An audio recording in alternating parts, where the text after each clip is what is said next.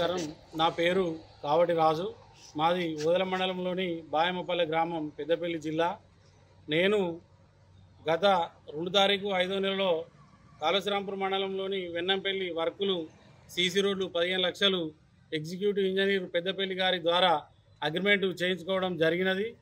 దాని పనులను ఒక వారం రోజులలోనే పూర్తి చేయడం జరిగినది. పూర్తి చేసిన తర్వాత ఇప్పటికీ నేను పూర్తి చేసి సుమారు 2 నెలలు దాటింది.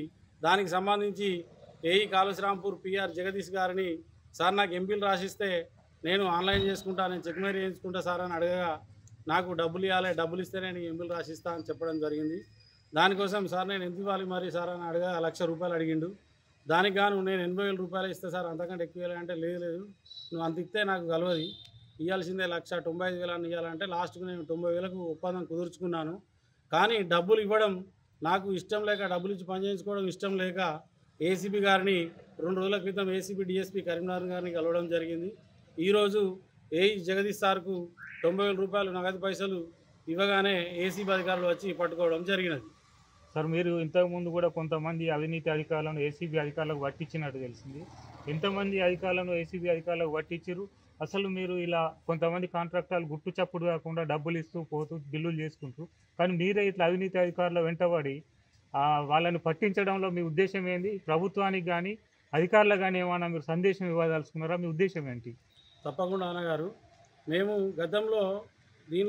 గతంలో ఒక అధికారి డిప్యూటీ డిఈ రవికుమార్ సార్ గారిని పట్టించడం జరిగింది.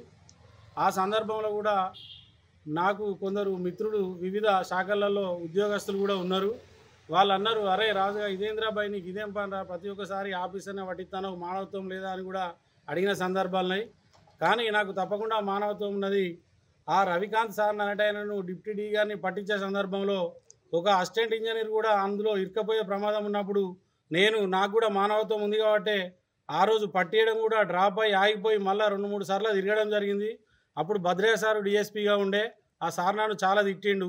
అయినా కానీ కోప్పడ్డాడు. తిట్టడం మీద నువ్వు ఈడి దాకా వచ్చినావు, పట్టించే అవకాశం ఉన్నా పట్టియలేదని కోప్పడితే, సార్ ఎంతమంది అన్యాయం చేసే వాళ్ళకు అన్యాయం జరిగిన మధ్య ఒక న్యాయమైనటువంటి ఆఫీసర్కు అన్యాయం జరిగితే ఆ దేవుడు కూడా నన్ను క్షమించాడు.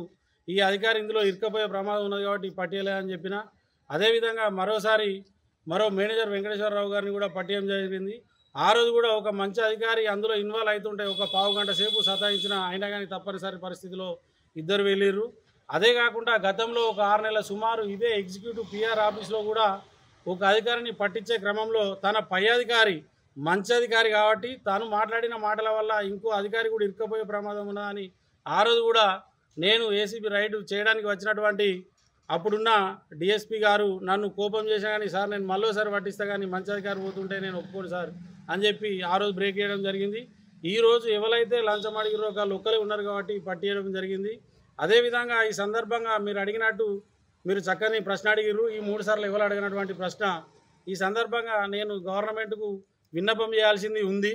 కానీ పత్రికా ముఖంగా కాకుండా మీ ద్వారా, మీడియా మిత్రుల ద్వారా గౌరవ ముఖ్యమంత్రి గారికి నాకు అపాయింట్మెంట్ మీ ద్వారా కలిగిన టైం ఉంటే గౌరవ ముఖ్యమంత్రి గారి ద్వారా వాళ్లకు ఇట్లాంటి జరగకుండా ఉండడానికి నేను ముఖ్యమంత్రిని కలిసి తనతో చర్చించే స్థాయి నాది కాదు.